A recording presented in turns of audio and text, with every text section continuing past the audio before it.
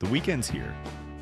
It's 1957, and across small towns and city suburbs, a new kind of freedom is rolling into gear.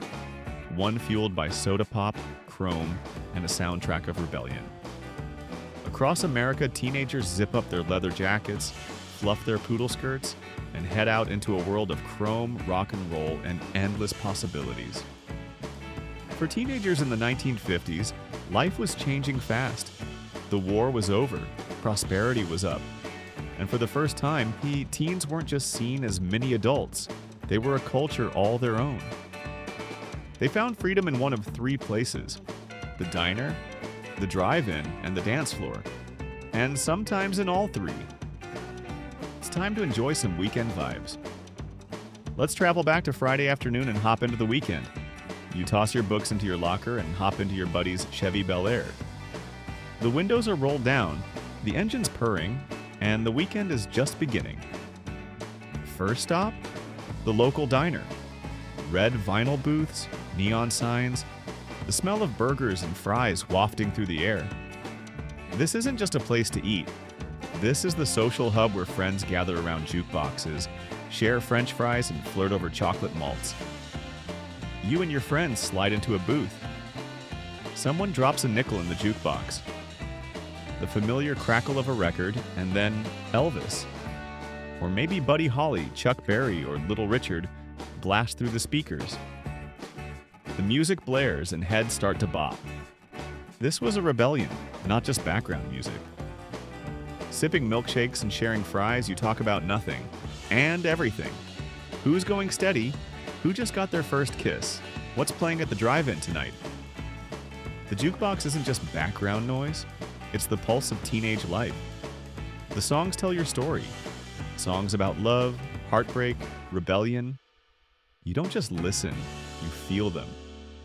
Rock and roll wasn't just a musical shift, it was a cultural earthquake. Parents called it dangerous, teens called it freedom. After the diner, it's time to cruise. With a car full of friends, you ride down Main Street. Windows open, wind in your hair, music up, and the AM radio turned up loud. This was teen freedom before smartphones, before selfies. Your car was your playlist, your profile, your private world on wheels. As the sun dips below the horizon, you head to the final stop of the night, the drive-in theater. The lot is filling up fast. Cars are parked in neat rows, speakers hang from the windows, and couples settle in under blankets. On the big screen, a sci-fi flick about aliens or maybe a black and white romance. But let's be honest, you're only half watching. The real action is in the car. Somewhere behind you, someone's sneaking a kiss. In front, a group of friends throw popcorn like confetti. It's a scene you'll remember long after the credits roll. The drive-in wasn't just about the movie. It was about freedom, first kisses, and growing up in a world still full of innocence and promise. Weekends were short, but they felt infinite. Saturday evenings were for sock hops in the school gym after an afternoon visit at the record store that's packed with the latest 45s. Then hanging out at the malt shop until curfew hit. Beneath the surface, change was coming. This generation, raised in post-war comfort, would soon question the world they inherited. But for now, they danced, they laughed, they dreamed. It's now Sunday evening, the weekend's coming to a close, and the jukebox plays its final song. You say your goodbyes and promise to meet again next Friday. Back then, life was simpler, or at least it felt that way.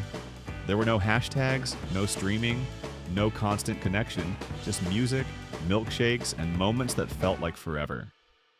This was teenage life in the 1950s, a little wild, a little innocent, and completely unforgettable. The weekend was simple but never boring, and for many those memories are still playing. Like a favorite song on a jukebox. Thanks for cruising along with us through a 1950s teens weekend. Hit that like button if you felt the nostalgia, and subscribe for more memories from the past that still echo today.